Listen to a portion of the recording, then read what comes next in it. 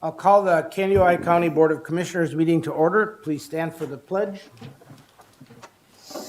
I pledge allegiance to the flag of the United States of America and to the republic for which it stands, one nation under God, indivisible, with liberty and justice for all. Thank you, Ralph. Somebody moved the flag on us. Yeah. So, good morning, everybody. It's August 15th, second board meeting of the month for Kansas County.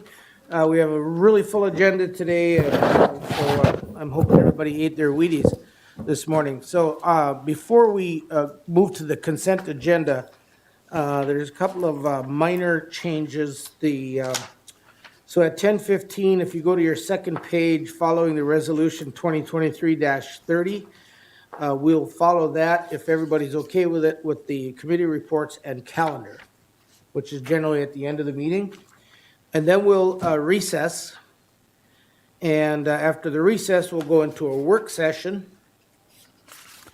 And then when the work session is over, we will recess again and then schedule at 1 o'clock for the closed session. So I would entertain a motion to approve the agenda as amended. So move. I'll second that. Okay, so Commissioner Gardner, I think, Yep. moved to approve the agenda. Commissioner Dwayne Anderson, second. Any discussion? Hearing none, all in favor signify by saying, I did have some question about the meeting, moving the meeting date. Was that part of the consent agenda? Yeah. oh, well, I'm getting to that. Let's Oh, you will, move on the okay. approval of the agenda first. So, all in favor signify by saying aye. Aye. Both same sign. Motion carries. Now we have the consent agenda, which you received in your packet. There are 6 items on the agenda. We have the approval of legal and I-compass minutes, approval of auditors' warrants and claims, the New London School Resource Officer contract, the approval of human services warrants and claims, the moving of the December 5th County Board meeting to December 7th, and as well as the Truth and Taxation meeting, the amendment to the Mobile Crisis contract with Woodland Centers. So is there anything you wish to pull from the consent agenda? Was that where you want? Yes, or discuss that, it would be very short, I just want to discuss it, yes. Why don't you just pull it? No, we can just discuss it now if you wish. Is that what you want to do? Otherwise. No, because otherwise we'll approve it. Well, I like okay, to pull it then, okay, and it'd be a short discussion. all right. And that will be our first item of business. Okay. And with the consent agenda, with item E removed from the consent agenda, do I hear a motion to approve that consent agenda? Also move. Commissioner Dale Anderson moves. Do I hear a second? I'll second that. Commissioner Dwayne Anderson seconds. Any discussion? Mr. Chair, yeah, I just had a question. Well, we pulled that. But Oh, is it something else on the no, agenda? no, that's Okay, it. thank you. All in favor signify by saying aye. Aye. Opposed, same sign. Motion carries. Okay, now, first item on the agenda, we'll take the item E, which we moved from the consent agenda regarding moving the December 5th County Board meeting. So Administrator Baker. Mr. Chair, do you care if I do it right here? No, not at all. Yes, so this is a resolution to basically move the meeting due to the AMC Annual Conference. Typically, Kansas County has done it the prior Thursday before the annual conference or the week of on a Thursday. And so this resolution is just asking that we would do the Truth and Taxation meeting at the December 7th, the 4:30 PM set. We would do a regular board meeting at 4:30, and then we would go right into the Truth and Taxation meeting at 6 PM. Per statute, it has to be, the TNT meeting has to be done at 6 PM. Okay, now, so we're proposing the regular second meeting of the month to be at 4, or that would be our first meeting of the month to be at 4:30 PM. Correct. Okay, and I assume that, well, I shouldn't assume, does that work for everybody's schedules? Because I suppose we could do it on the 29th of November too, or, So I did check with staff, And November 30th did not work for one of the staff who assists that's with the Thursday, budget. right? Yep. And so that's where I am recommending December 7th. Okay, well then, let's make sure that that works for everybody. It works for Mr. Chair. Yes. Okay. Both Dale and I have Prime West that day. Yeah. And that literally runs, we get home about 4:30. Now, we could probably leave early, and if the 30th doesn't work, I'm sure we can problem solve that then and just leave the meeting early. And I'll just check with Jim there to see any action items, we would just move up on our agenda. So I could make that work. Can we do this next meeting if we need to take? Otherwise, I to get, don't know. What do you feel about that? I'll have to do a Zoom one on that one We anyway, have to so it's send just Okay. gonna be you that's gonna be. Okay. It works for me, it'll be just Corky will be coming back from I that could meeting. probably I'll be doing a Zoom part one of on the that. car, so, With them. yeah, Okay. all right. All right, so, is that an action item? I think it is. Yep. I would entertain a motion to, move the December 5th county board meeting to December 7th at 4:30 PM and set the truth and taxation meeting to follow at 6 PM, time certain. Also move. Commissioner Gardner moves. Do I hear a second? I'll second it. Commissioner Berg seconds. Any further discussion? Hearing none, all in favor signify by saying aye. Aye. All same sign. Motion carries. Thank you. All right, now let's move on to our general business discussion and updates. The first item on the agenda is a resolution 2023-28, support for the completion of the Glacial Lakes Trail. Mr. Odens. Mr. Chair, members of the board, Mel Odens, Public Works Director, Kansas County. What you've got is consideration of a resolution of support to complete a section of the Glacial Lakes Trail between Paynesville and Roscoe. There's a 7-mile stretch of coincidentally a gap in the trail. So the eastern termini of the trail right now is Paynesville, and the western termini of the trail coming from the St. Cloud area is Roscoe, and there's a 7-mile gap right where they're filling the gap of the 4-lane. And so Stearns County has requested support from all the agencies along the trail to complete this trail. And so it's consistent with our trail plan. It's consistent with all the improvements that we've done. It's consistent with the logic of completing gaps, of supporting it past infrastructure development. It is on the Old Burlington Northern rail grade. And so the grade is there. The dirt work is done basically because it's the old rail grade. So it's my recommendation to have the county board support this completion of the gap. I think spearheaded primarily by Stearns County or the Glacial Lakes group, the Ricori Trail Group, or the DNR. So it's a no-cost recommendation. And so it seems like we would be a logical support. So you've heard the recommendation from Mr. Owens. How do you wish to proceed? I so move, Mr. Chair. Commissioner Berg moves on resolution 2023-28, support for the completion of Glacial Lakes Trail. Do I hear a second? I'll second that. Commissioner Dwayne Anderson seconds. Any discussion? Mr. Chair, I just have a question. And it doesn't pertain to this part, but how far does this eventually, the plans for the trail will continue?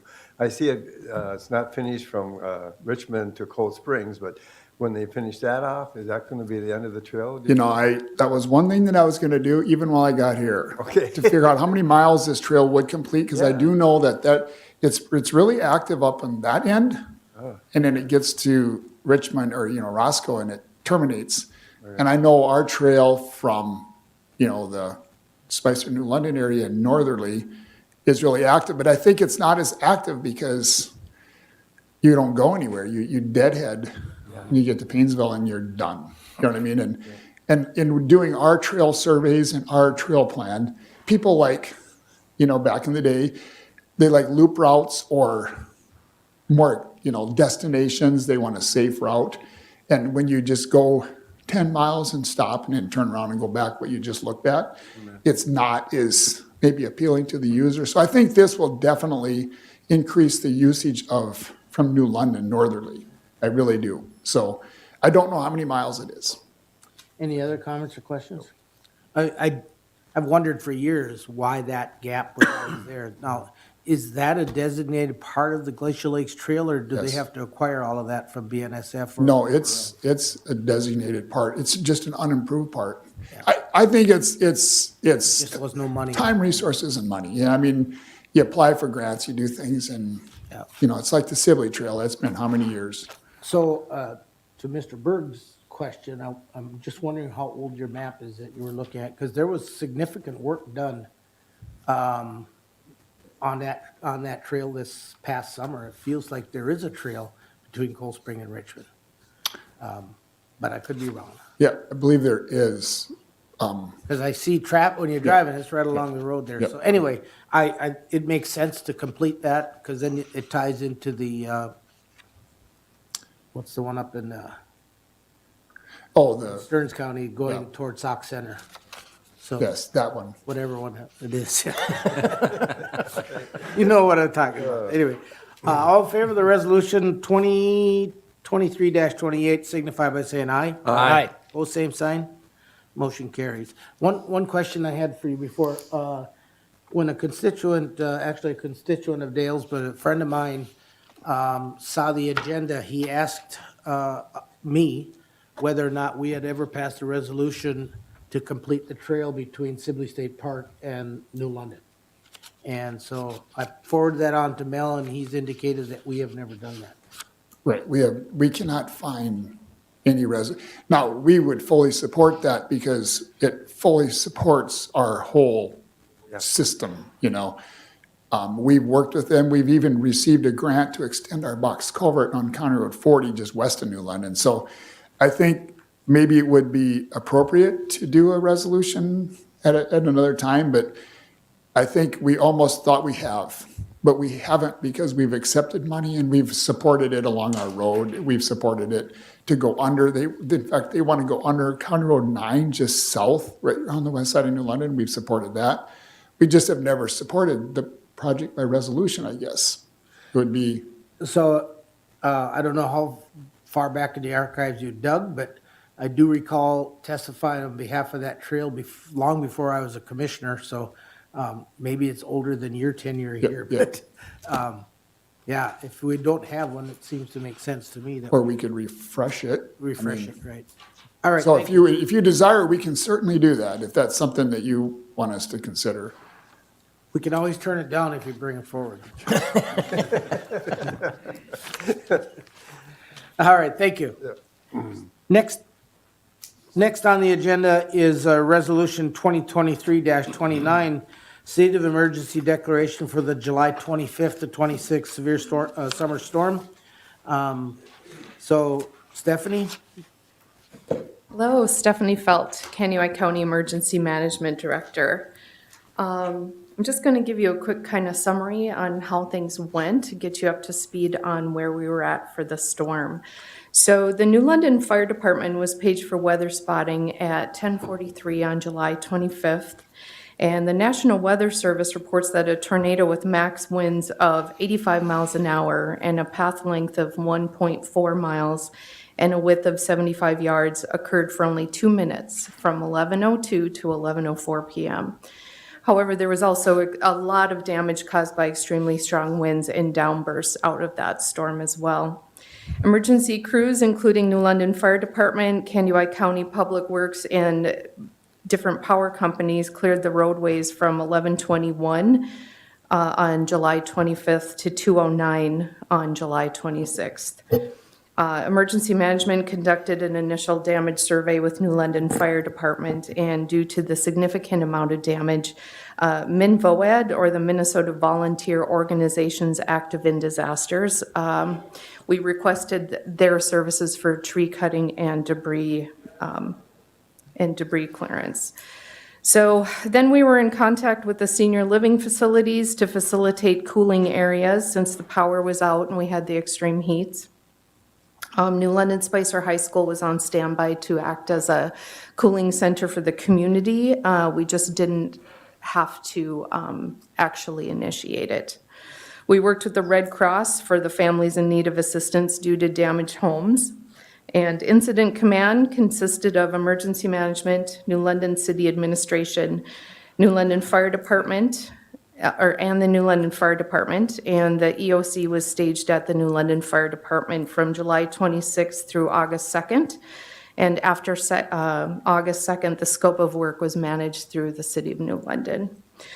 Agencies assisting in response and recovery included Kansas County Emergency Management, Public Works, Sheriff's Office, Red Cross, Salvation Army, Christian Aid Ministries, Team Rubicon, Southern Baptist Disaster Relief Ministry, Min-Aries, or the Amateur Radio Emergency Response Team, Greater Twin Cities United Way, or 211.org, Wilmer Area Emergency Amateur Radio, and our CERT team.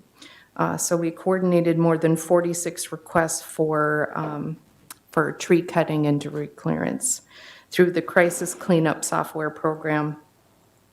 At last I had the report, County Highway had hauled away 76, We hauled away another dozen, so we're up to 90 loads. 90 tandem dump truck loads of wood. So I have also here today brought a guest with me. This is Patrick Kruger. So he's the Chief Financial Officer of Candy Power Co-op. And since the damages sustained by the co-op put us over our threshold, Candy County's threshold for state disaster is 97,000, and they have well more than that. And I brought him to kind of talk about how this go-round was even worse for them than the May 2022. So I'll just kind of turn it over to you and step aside. All Put you right. on the spot. For the record, state your name and who you represent, even though Ms. Felt did. Alrighty, good morning. My name is Patrick Kruger, and I'm the CFO from Candy Ohio Power Cooperative. So yes, I will probably not get too terribly detailed, but certainly give a synopsis here. The storm that we had on July 25th, like Stephanie said, shockingly was almost twice as bad as either of the emergencies we had in 2022. We had the May 12th storm and then also the May 30th storm, which statistically is not supposed to happen that close together, so that was sure a pain. But those were about, let me think now, I believe we had 68,000 and 82,000 respectively for those two storms. After we had our work order processes closed for July, which did not include all of the labor that will go into this project because we still have crews cleaning up here in August, we were at over 112,000, and that came from some contractor labor. We did have to contract Highline Construction. They essentially tripled our crew, our guys on the ground during this emergency, and then we had our own labor and benefits, overhead, material, and then our fleet, our transportation. So at the end of July, we were already at $113,000. I anticipate with the remaining amount in August, we will probably see close to about 140,000. So again, this one storm is almost as big as the two we had in 2022. Our system specifically, we had what the state defines as cities. We had 5 affected. That was Howick, Candy, Ojai, New London, Fay, and Wilmer. Then we also had 21 townships affected on our system. Stephanie talked a little bit about the initial outages. Our first outage was at 10:46 p.m. We had 4 of our substations go down related to transmission issues, and then the last of those was put back online at 1:04 a.m. on July 26th. And when we had the substation outages, we had about 5,000 of our 9,000 members out. When the substations were restored, we were still left with 663 member outages. That took over 2 days to get our last person back online at about 2:30 p.m. on July 28th. We had several emergency measures were taken, obviously, through the night. A lot of permanent measures taken as we get everything cleaned up and brought back online. This one, again, the main reason is the 2 storms that we had in 2022 were so much more concentrated in our service territory. Whereas this one, it was really widespread. It was 70 to 80% of the geographic landscape, and the outages were a lot more localized. So if we had a line outage, for example, last year's storms, it was like, okay, get the line restored, 80 to 100 people go back online. This storm, it was like we get a line up, and there were literally some instances that would restore power to 1 home. So it was a doozy. It was expensive. We've met that threshold, and we are just asking for aid from the state. If you guys would please declare this a disaster for us. And been working with Stephanie through it all, and she has been super helpful. So we're requesting that we have the resolution declaring a state of emergency signed because that allows me to bring that forward to Homeland Security Emergency Management and start that process. So you've heard the request from Ms. Felt regarding Resolution 2023-29. How do you wish to proceed? Mr. Chair, I'd like to make the motion to approve the resolution 2023-29. Commissioner Dale Anderson moves on 2023-29. Do I hear a second? I'll second. Commissioner Gardner seconds. Any questions or discussion? I have a question. You said 21 townships. What towns were affected by this? The towns, you would like me to list the townships? Well, the towns, The cities. the Five cities. cities were Yeah. Howick, Howick, Candy, Ojai, New London, is it Savea? Or Savea? Okay, sorry, still getting used to that, and Wilmer. Thank you. Yes, sir. Any other comments or questions? We'll certainly thank everybody who worked rather quickly and diligently to get order restored and power restored. I do have a couple questions for you, Stephanie. So what does this actually mean? And when you talk about the amount of dollars lost, so Kenya Power Co-op expects to end up at about 140,000. Can you also add in, I think every business in New London and Spicer, and probably other communities too, were shut down for the day. And obviously that is an expense, opportunity cost at a minimum. Do they get added, do those expenses get added to the calculation? They do not. The only thing that counts is any uninsured public infrastructure. So if it's publicly owned and whatever has not been insured, that does not count. So even, we've got Public Works doing work. Well, if it's during regular workday hours, we can't even include that. So it is pretty restrictive to only just public infrastructure. So. And so is public infrastructure the only thing that is also covered if some state dollars come forward or FEMA dollars come forward for recovery, or can a homeowner that lost part of their roof also apply? No, that doesn't qualify, unfortunately. Okay. So I will say, if I can comment, it was very heartwarming to see the amount of volunteers, trained volunteers, because of course they need to be vetted and they need to be good with a chainsaw, or we can't send them out.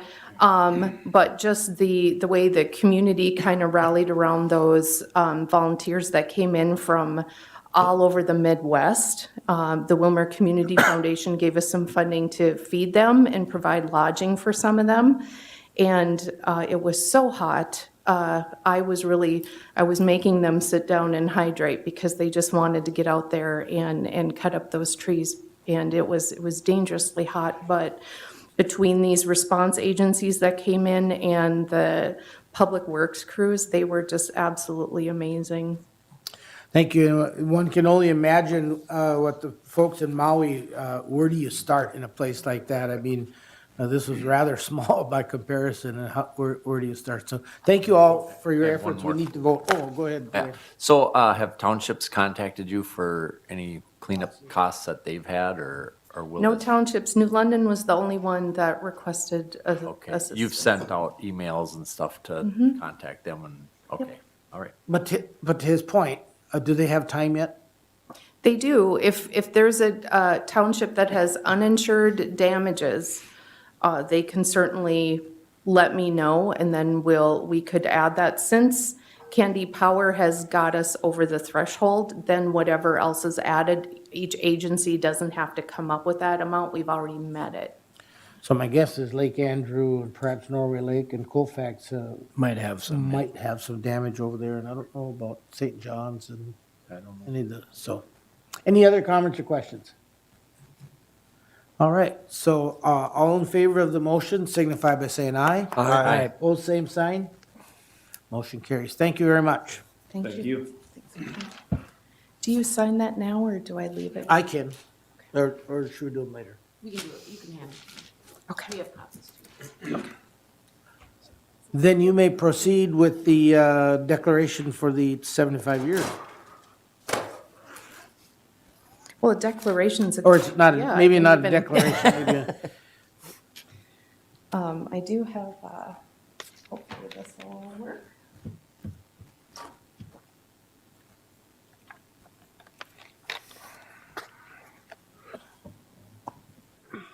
Is it on?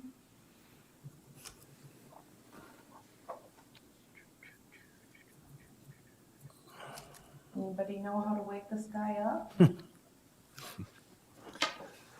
here you go. Can I borrow that for a minute?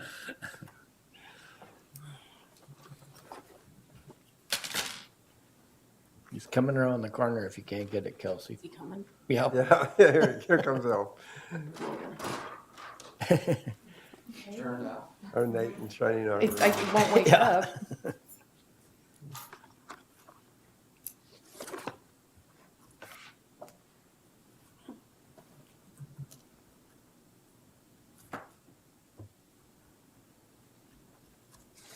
I didn't have the secret decoder ring.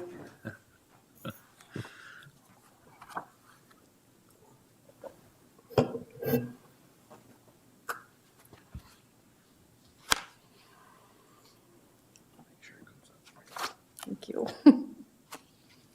Perfect.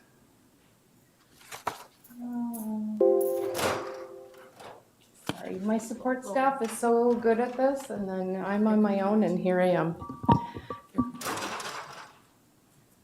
Ours are all dead.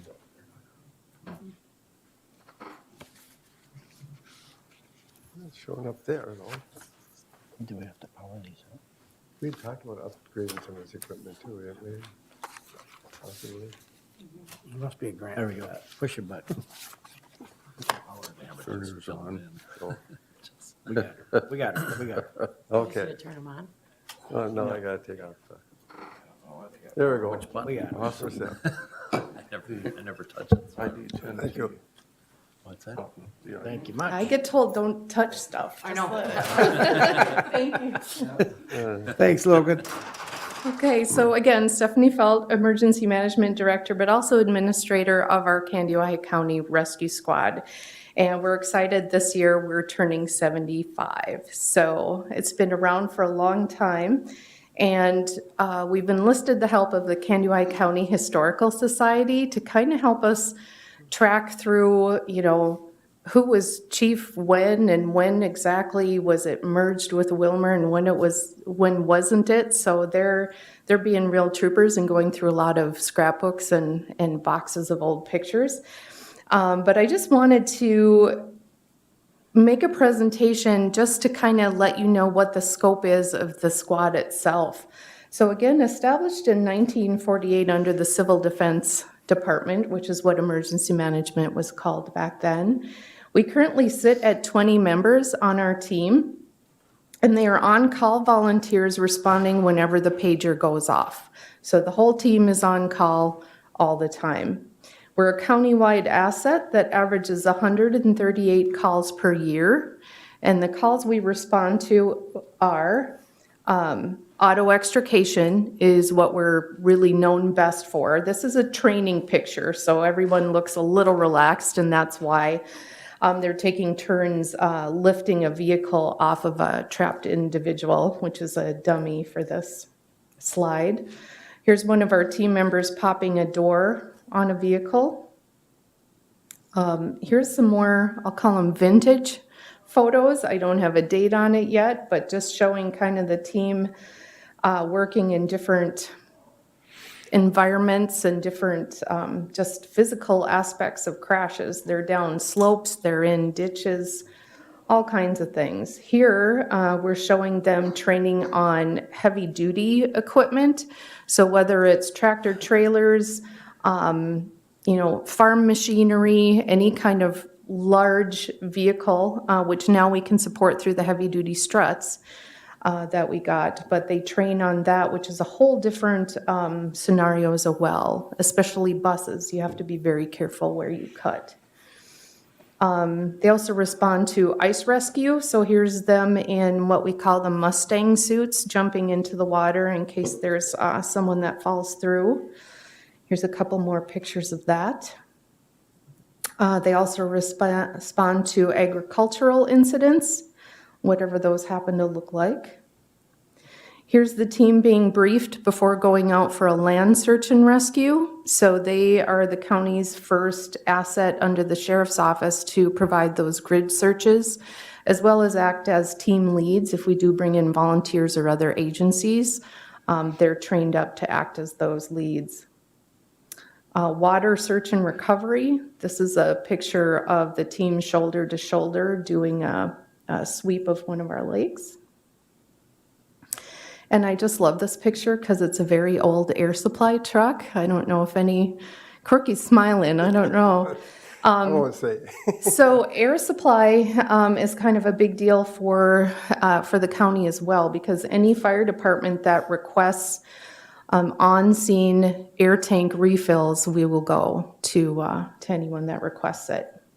And I got trained in on that, and it was very, very cold with those icy air tanks in the middle of winter. So it's not a fun job, but they do it.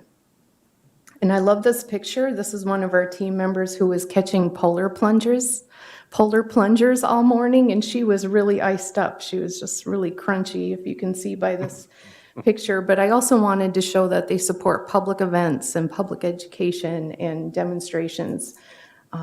Just try to get out there. So I just thought I'd throw in a couple of random pieces of our equipment just to kind of show you we do have a fleet of different trucks and vehicles we take out depending on the situation. This is a very, we'll call it vintage again. What do we call it, Corky? Vintage or old? I don't know. Slightly old. There you go. And I love this one with the station wagon with a little bubble siren on top. And here's a nice orange one there too. Maybe Not quite that old. We're vintage. Vintage. And there. I wanted to close out on this one. This one's from July 5th, 1961, and I haven't got everybody named in there, but we're going to have a lot of pictures available to have people kind of help out and let us know who the people are at the 75th anniversary open house. So I want to invite the board, community members, and just the public in general to come to our 75th anniversary open house. We're going to have that on Tuesday, September the 12th from 5 to 7 p.m. at the Candy-Ojai County Rescue Squad building. So Mr. Odens has been gracious to let us use his parking area next door to accommodate all that. But you can meet the rescue team members. The Historical Society is bringing up some of their older equipment, but we're going to have the new equipment too, kind of show past and present. We'll have some of our equipment on display, and we'll be doing some demonstrations. And my favorite, we're going to do free root beer floats. So I just wanted to make sure that everybody was aware of that, and we'd love to see you out there. Does anyone have any questions about the team that I'm able to answer? Any questions for Ms. Felt? I do have a question regarding one of the first slides you said about the number of volunteer members. So when they go out on a call, like a fire department, they're volunteers too, but do they get paid for when they're on call and then also get paid for when they go out to a call? The only time they get paid is when they respond to the rescue squad and they either go out on a truck or they're staged at the building just to see if another truck goes out or what support they can offer. So that's the only time they get call pay. And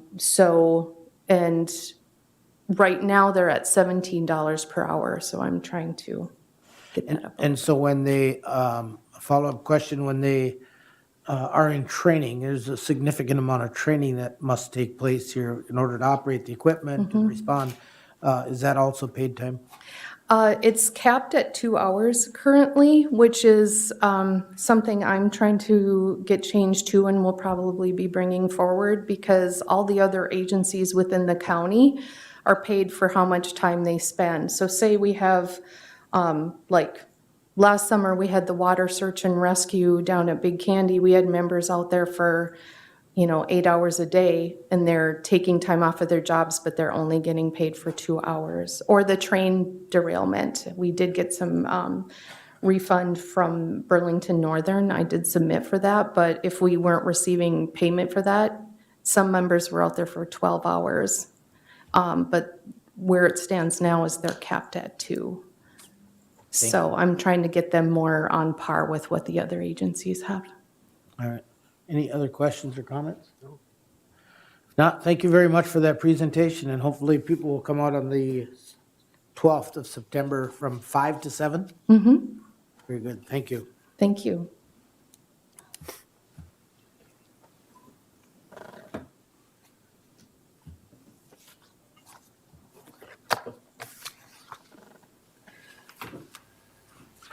I thought that old truck looked like a good humor truck. I just thought it was the dairy emblem on the side of it.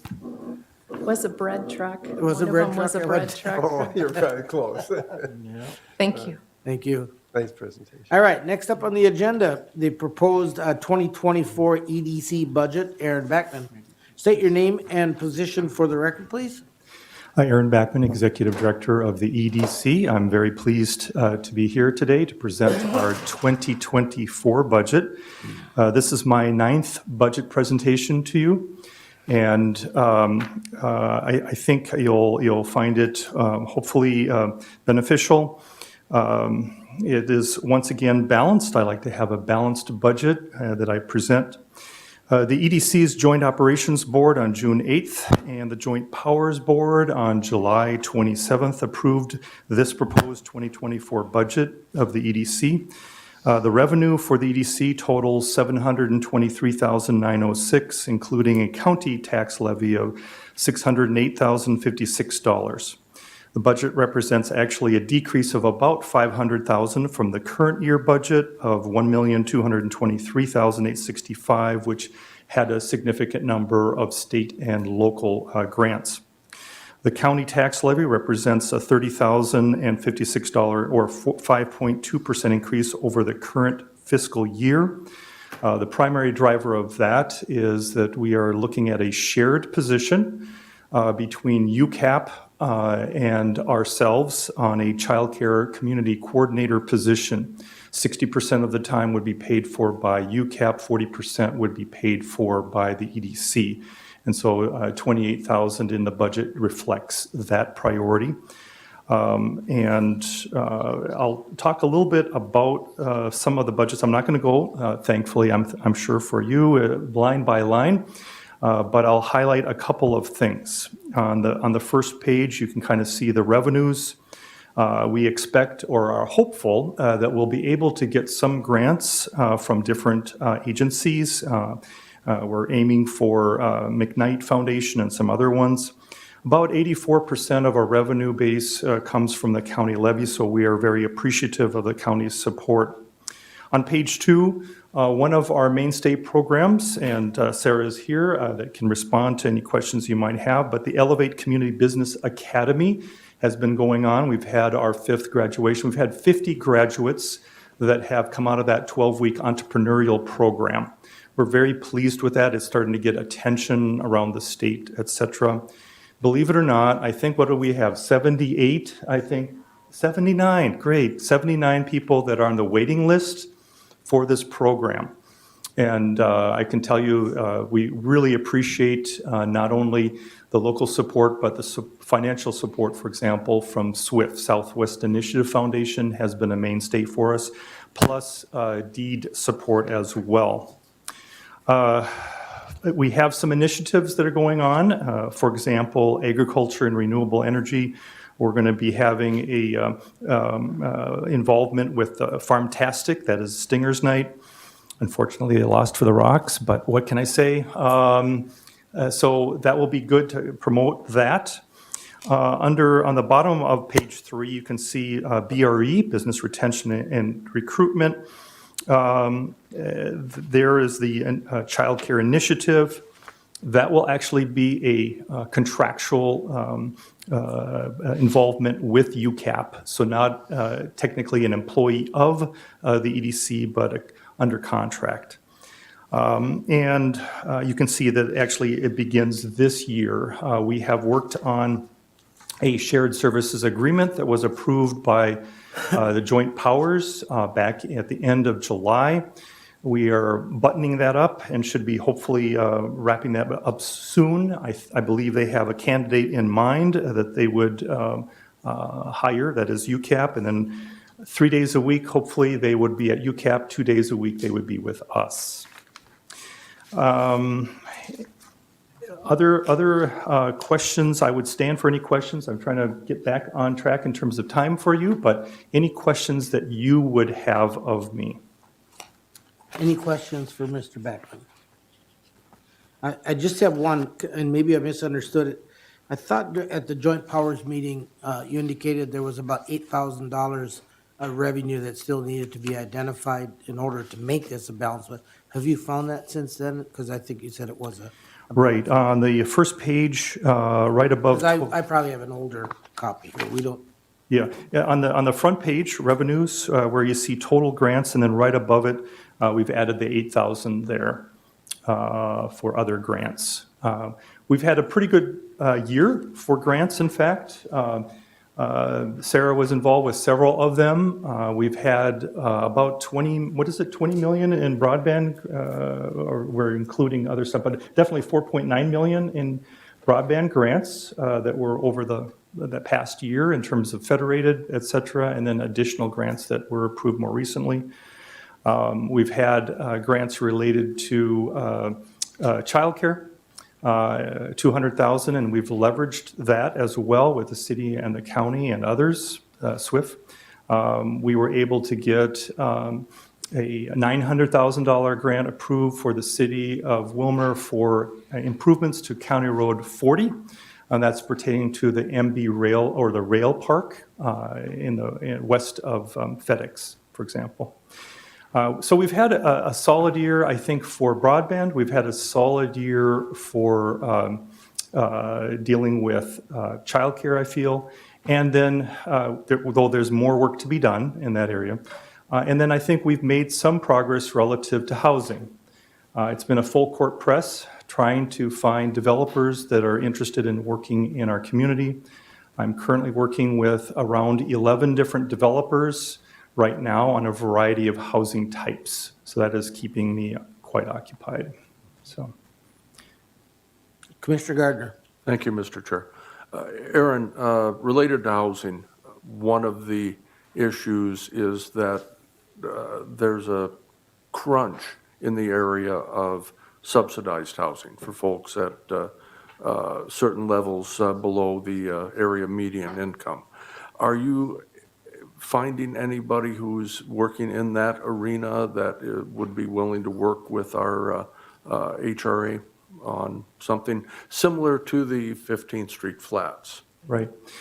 Actually, this afternoon, I'll be meeting with a developer from southern Minnesota that has worked on affordable housing, and that's another area. So some of the different types of housing we were working on currently include multifamily. It includes senior housing, that is assisted living. It includes independent living.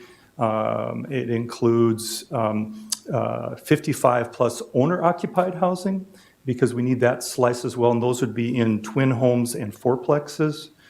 So we're just trying to deal with a range, and so we'll see how the discussions go. What I do is I typically identify potential sites for the developers.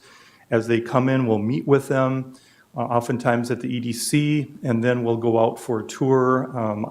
Visually, it's good for them to get a sense of the community. This one has done projects in a variety of smaller communities as well. So it's a little bit harder sometimes because they will specify we only want to work in this area, for example. And just to follow up, if I may, I won't ask you to identify any of these things right now, but give us a sense at some point in time of what it is that the county and the local municipalities can be doing to help enhance the idea of housing in general, single family, affordable housing, workforce housing, those types of things, because I think we're kind of at a crossroads. We've had all of these market rate apartment units, and they were needed, and that's all well and good. But we have a crisis within single-family housing. And my fear is that we're going to lose young professionals because they literally can't find a place to live in our county that's affordable. Right. In answer to your question, Commissioner, I would say that first order of business for cities and so forth is infrastructure. If you can invest in roads, water and sewer, that's a positive thing. For example, Atwater is going through a major street improvement project. It's $8 million. That's a big deal for a community. It's like a quarter of their community. Second thing is that take advantage of our resources at the EDC in terms of we have the housing study that not only talks about Wilmer, but every single community in the county. Third is that if you've got potential to have some city property be developed, make sure that it has, maybe it has the water and sewer hookups, or make sure that it has the right zoning in terms of making it shovel-ready, if you will. Oftentimes the developers will say, okay, what sites do you have available that have roads, water, and sewer? And sometimes that's more challenging, but we had one developer from the cities, and I was very pleased. We actually took him out to Pennock, for example. It's not always easy to get people to take a look at Pennock, and he was willing to consider some stuff. So that's good. He also was looking at Candy, Ojai, and Atwater. So those are some of the things I would recommend. Good, thank you. Any other questions? Thank you, appreciate it. All right, Val, you have a fire abatement request.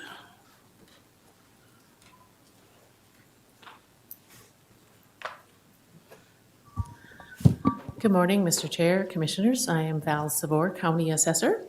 I am bringing before you today, I have two applications here. One is for a fire abatement, and the second is for a value adjustment. What I have is Jose Alvarado requested an abatement of taxes due to fire damage. The home was more than 50% damaged due to a fire that happened on 4/25 of '22. He was unaware that he could file for an abatement, and so normally I would come in January with these once we've determined the status of the home on January 2nd, but because he was unaware of it, I am here before you today. So the valuation with the adjustment for the fire damage, we would be looking at an adjustment of value. Well, we'll start with the abatement, which is an $832 reduction with the damage that occurred, and this would be for the months that he was out of the home in 2022, so it starts the first month following the fire, which would be in May, to the end of the year, and the tax reduction would be $832.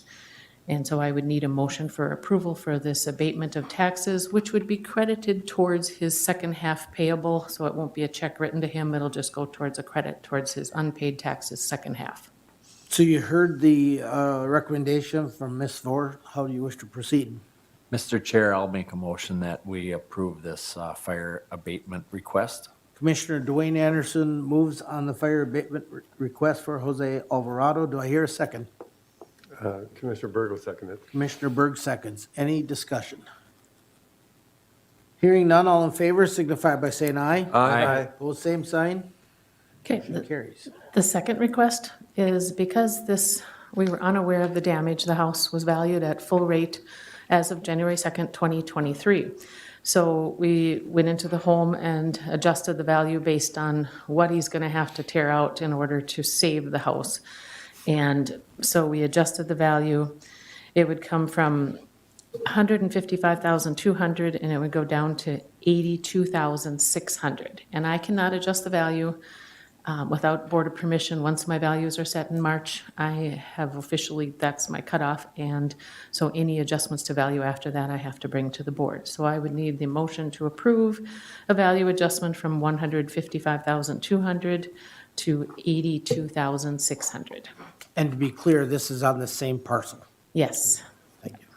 Is it 82,600 or 83,600? I'm sorry, it is 82,600. Okay, because on here it says 83, so. Oh, happy fingers maybe. Oh. Well, actually, no, it is 83,600. I'm Okay. sorry. It is. I will make that motion for value reduction from 155,200 down to 83,600. Commissioner Dwayne Anderson moves on the recommendation for value adjustment. Do I hear a second? I'll second. Commissioner Gardner seconds. Any discussion? And I assume that when some work is done, then it will be reassessed and to whatever level it, Yes, it will. He is having great difficulty finding a contractor, so it's going to be later than he had hoped. But yes, the value will go back plus whatever new construction is, so the value will go increase from there. okay, thank you. Any other questions or comments? All in favor signify by saying aye. Aye. Both same sign. Motion carries. Thank you. Wonderful, thank you. And I can follow up with Mark. He does have to sign all the paperwork, so. Okay. Thank you.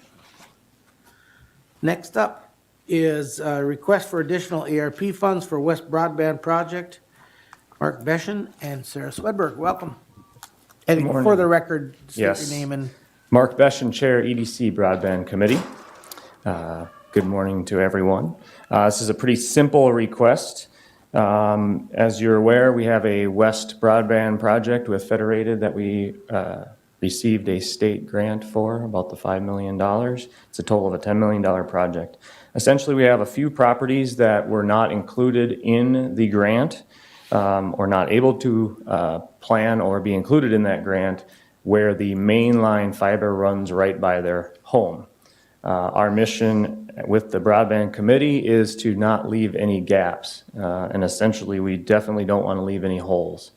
So what we're requesting is up to $65,785.50 from the ARPA funds to help cover approximately between 25 and 30 properties for this request.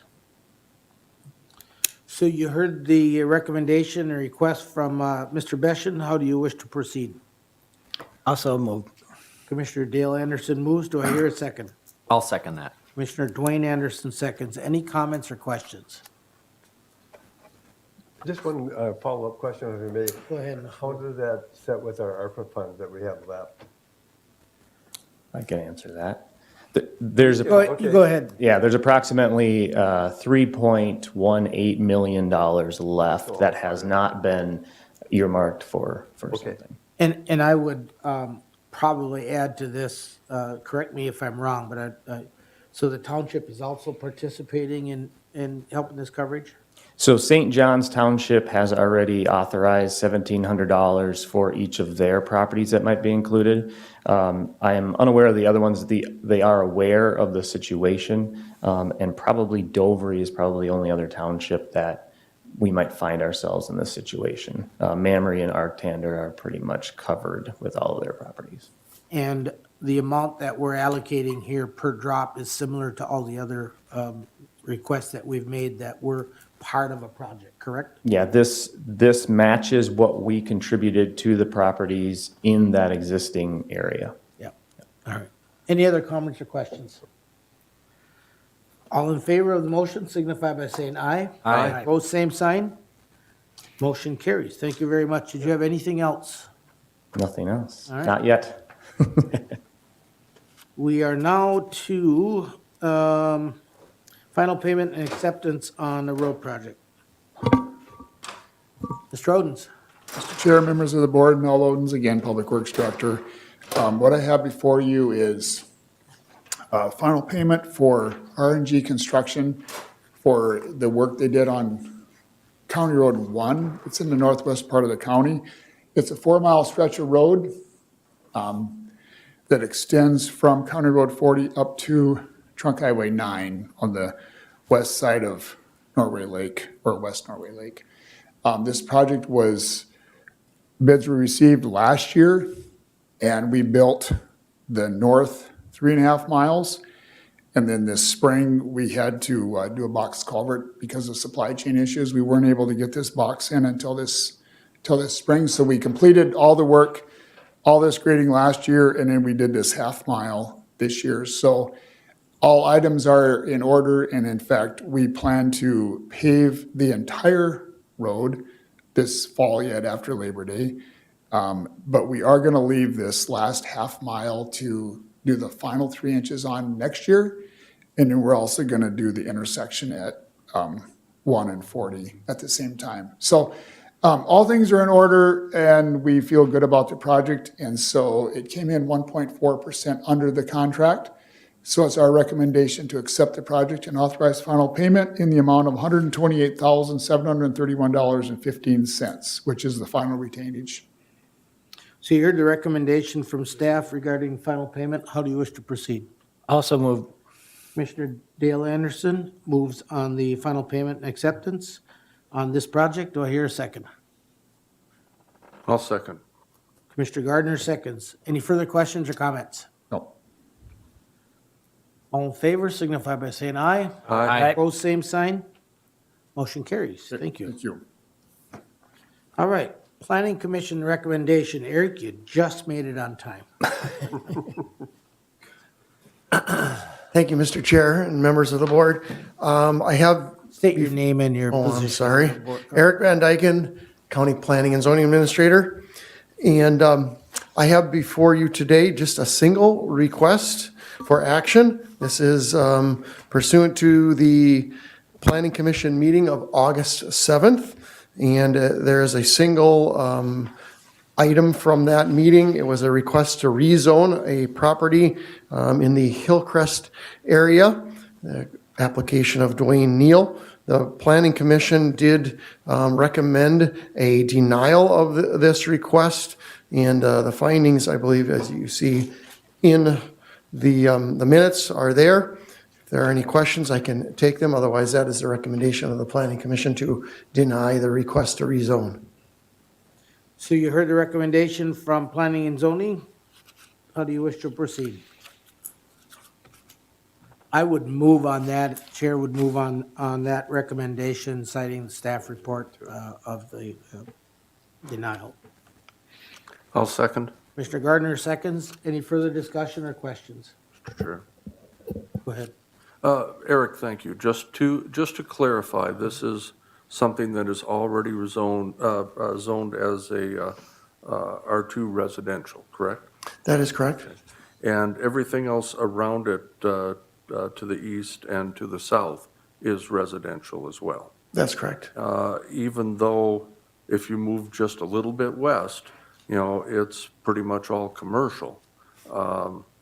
I agree with the recommendation that this would be in fact a spot rezone. And it would potentially open up the whole rest of that area to something that I think the people who already live out there wouldn't want. So I do support this.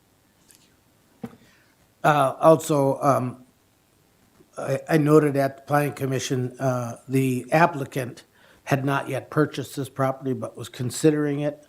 And so they did things in the right order, and in my opinion, they did their due diligence before they spent their money, and we recommend everybody do that ahead of time so you aren't disappointed. So, all in favor of the motion signify by saying aye. Aye. Opposed, same sign. Motion carries. Thanks. Thank you. All right, we're gonna cover one more thing, then we're gonna take a break. Oh, no, we got a couple things. Anybody need a break before we get there? Good. All right. Or what are we continuing now? with? We're gonna do resolution 2023-30 and then committee reports. Okay. Fine. Go ahead. Good morning, Kelsey Baker, Candy Ohio County Administrator. I'm here for asking approval of the Federated Telephone Broadband Development and Infrastructure Agreement with Candy Ohio County, and also the resolution that's also included in the board packet. To make one note, and this was my error, Lake Andrew should be removed from the agreement and resolution, and it should state Mamre. So the townships would include Arctander, Dovery, Mamre, and St. John's. This agreement has been approved by the county attorney Shane Baker and also the law firm that we've used on the past agreements that we've had with townships regarding broadband. So how would you wish to proceed on Resolution 2023-30? Mr. Chair, I would move to approve Resolution 2020-23-30. So do I hear a second? I'll second that. Commissioner Dwayne Anderson seconds. Any discussion? We're making progress, guys. Yes, just one comment. At the fair booth, somebody who lived in that area apparently read the agenda and said, please support this. So, Any other comments or questions? Hearing none, all in favor signify by saying aye. Aye. Opposed, same sign. Motion carries. If nobody objects, let's do the reports just before we start the budget discussion. We'll take a break now. Yep.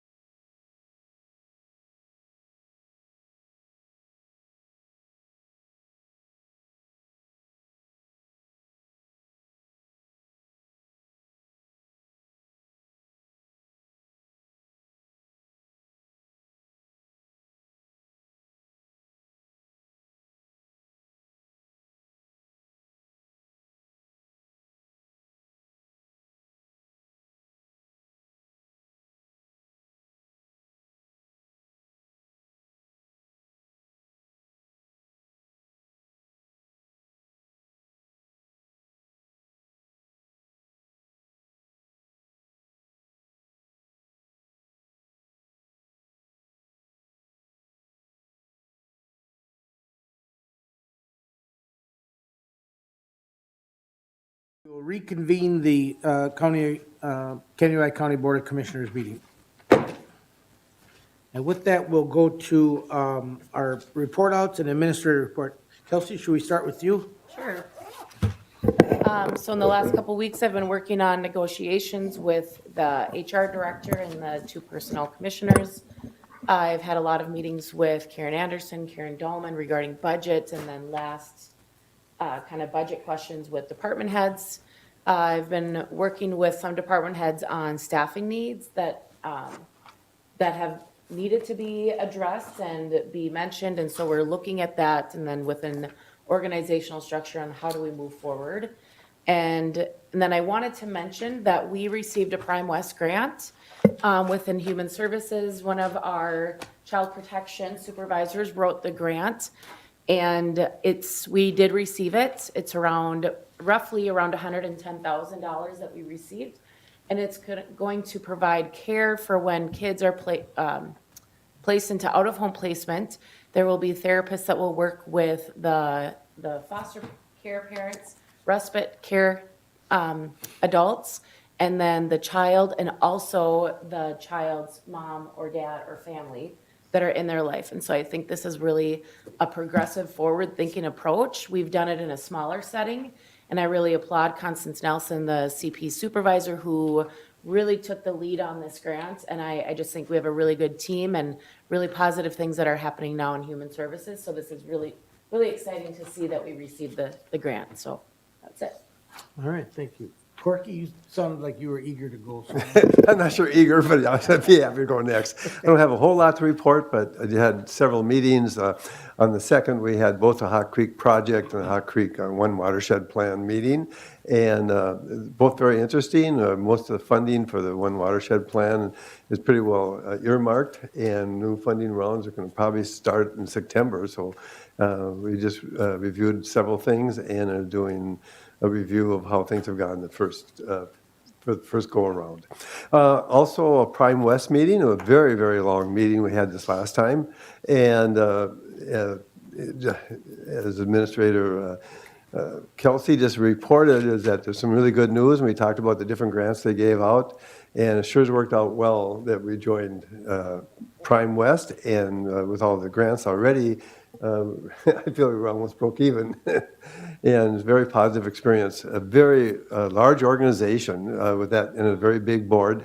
One of the things we noticed was that the big cost changes this past year has really been pharmaceutical, for all the medications for all the people, more so than the number of medical physical care given to people. So that was kind of interesting. We also had the fair booth, and other people probably can comment about that, but it was very positive and some really good comments, I thought, from the people when I was there. It was good to be out there. We had a PAC4 meeting, and they had some really good speakers, and it's just for the public to know that it's good to be at those meetings and putting things together, doing a lot of prevention stuff. PAC4 is subscribed to a Youth Connection magazine, and it'll be coming out this fall. And it's going to be available to many people in different areas, and highlighting locally some of the prevention stuff we're trying to do for children. And they had an 18-county mental health consortium meeting in Marshall on last Friday, and basically talked about some of the grants and the spending of the dollars and how we're doing on the budget, but nothing really new to report to that other than some positive thinking and that Woodland Centers is benefiting from some of the grants we received there as well. So that's all. Commissioner Dwayne Anderson. Yep. Thank So, you. Yep. I had a couple meetings. One would have been a broadband meeting that we had on August 7th, myself and then County Administrator Kelsey Baker and Commissioner Roger Imdek was also at that meeting. We just discussed, I guess, we're just kind of happy. It's kind of good times right now with our committee, because we just got those grants awarded for different projects in our county, and so we were kind of talking about all that, and then we're also talking about we're in discussions with a couple of providers who are interested in taking on even more, and which was good news to hear. I wasn't sure when I went to that meeting if these providers, if they'd be too busy now doing their projects, but they want to do more. So we were kind of in discussion about that. I would say to people listening, maybe to this meeting, if you want high-speed internet in your area, make sure you talk to your township supervisors and tell them that you want it and that they need to contact the EDC broadband committee members or the EDC department or committee to tell them that you want it in your area. And we need letters of support. And so when it comes time to writing these grants and submitting the grants, we need those letters of support to kind of help support our desire to get broadband for our county. So that was that meeting. I guess the other meeting was yesterday. I had a Vision 2040 meeting. And that pretty much, during that meeting, we talked about different projects, and we discussed broadband in the county, as well as other projects like housing, and also we discussed different things going on in the community, like different festivals and things going on. I mean, from farmers markets, and I mean, just about everything you can imagine that was discussed there. So if a person wants to do anything in this county, I think you could be very involved and have a lot of fun. There's a lot of stuff going on all the time. That's it for me, I guess. Thank you, Commissioner Dwayne Anderson. Commissioner Dale Anderson. The first thing I guess I went to was the AMC 201. It was really an actually good follow-up meeting to the 101 that I went to in December. I want to thank Kelsey. She was one of the presenters, and Roger was also at that meeting. I just felt that maybe because I'd heard a few things and understood a little more, I got a lot more out of this meeting than I probably did the first one. I thought it was good presenters and good discussion about different things, and we had time to visit with other commissioners from other counties, and that was really kind of fun too, to see what was going on in other counties too. So I felt it was a really good background meeting from AMC. I thought they did a nice job. Last week I went to a tourism committee meeting. We actually took the boat on Green Lake and had a good discussion. Found out some history about that boat and how it started with back when Melvin's was going. It was just another option for them to get a little more business and expand their opportunity for business, and have continued it ever since. So it was really interesting to do that. And there's just like Dwayne just said, there is so many things going on in our county and so many options for people to do different things and have chances to see things and biking. And I mean, tourism is just unbelievable. I'm always amazed when I'm done with that meeting how many things there is going on and how much stuff we have an opportunity to do in our county. So that was a good meeting, and good to see different things on Green Lake from a lakeside perspective. I'm never out on that lake, so it was kind of fun to see some of the stuff on the lake. I'll go back to Corky's comment about the fair. I guess I've got two hats with that, so I'm on the fair board also. So it's kind of a crazy, wild week, and it really is interesting, but great chance to visit with people in our county and hear what their concerns are. I had a few people stop in when I was in the booth and had some great questions and great ideas to bring up, and that's what it's all about, is to get some input from the county and hear what people's concerns and thoughts are. So it was a great deal.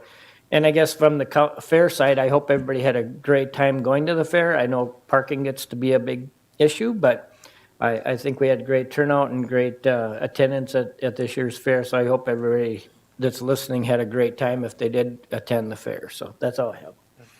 Thank you. Commissioner Gardner.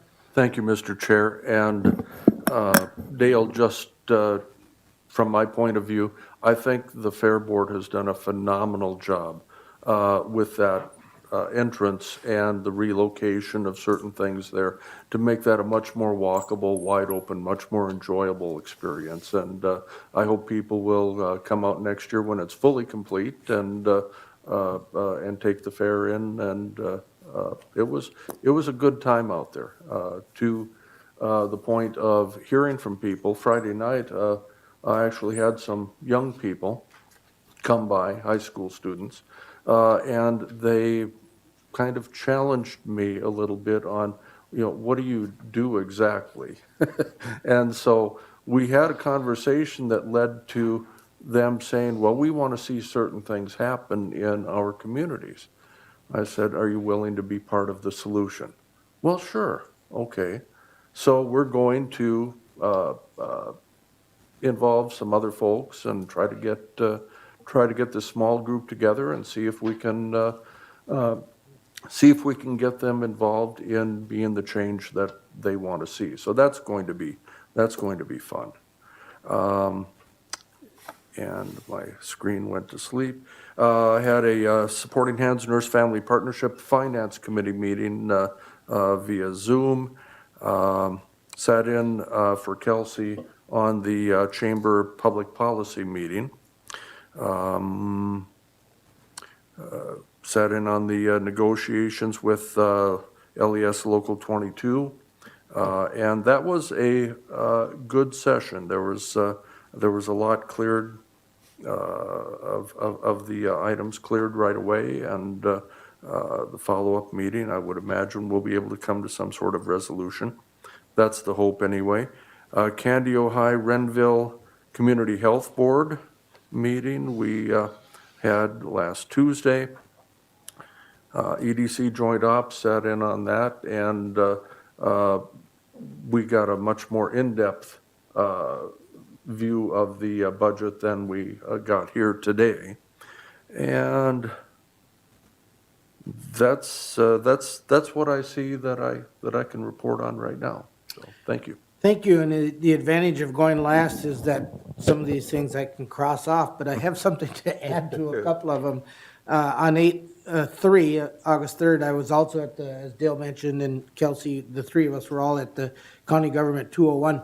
I was one of the advocates for having that refresher course, so I thought I better go there. But Dale's right. 11 years, in my 11th year as commissioner, there was things that we heard there that were valuable in terms of open meeting law and running a meeting and all of that. So it was worth the time. Then I went from there over to Litchfield, where the North Fork One Watershed, One Plan held an open house, and that was very well attended. It always helps to have beer at a meeting. So Dennis Fuchs from Stearns County helped accommodate that and food. But what they did is they set up all the projects that had been done in the last couple of years. And so the whole room was full of what you call tripods with poster boards on them of projects that were done. It was very well attended. Then on the 7th, I went to the EDC Broadband Committee. And one of the things that people need to know about is I had somebody come up to me at the coffee shop in New London about less than a week ago now. They have two providers going right by their driveway. They're between New London and Rambo, between the high school and Rambo, but they have a very long driveway. Nobody wants to go down that driveway. They are a perfect candidate for something called the Line Extension Grant, where there's maybe up to $25,000 that the rural broadband, no, not rural broadband, help me out, in St. Paul, broadband committee can apply for up to $25,000. They will tell the providers that are in the area that someone needs to get in there, and then they do kind of a bidding process to see who will do that for like anywhere from $0 to $25,000 to help them get that project. Speed. No, that's a different program, but the Office of Broadband at St. Paul. But anyway, it's a great opportunity for those situations. Then on August 8th, I went from the building committee meeting at 8 o'clock to negotiations at 10 o'clock to Candy Renville Community Health Board. Following that, so it was a busy day while you guys set up at the fair. I appreciate you giving me a pass on that. On August 9, 10, and 11, I was at the fair 3 days. from like 10 to 3 or 3:30 or something like that. And then yesterday, I met with the DNR regarding some maybe wild ideas, if you will, about some options for getting in and out of a kayak safely at the popular in and out spots along the Crow River. Was pretty well received, and something that Dale brought up regarding tourism in my discussion with them, and of course DNR probably knows this, but other people that were in the room, when I said that tourism was the second largest economy in Kaneohe County, I thought their jaws were gonna hit the table because they didn't know that, and which was, I wonder how many people don't realize the importance of tourism in Kaneohe County. So that's what I have. And I will take a very short pause here for Logan to turn off the mics because we're about to go into closed session, not closed session, work session. And I think he's gonna turn off the mic, the recorders, if I'm not mistaken. So he said he needed just a few seconds to do that. And by the time I'm done gabbing, he's probably.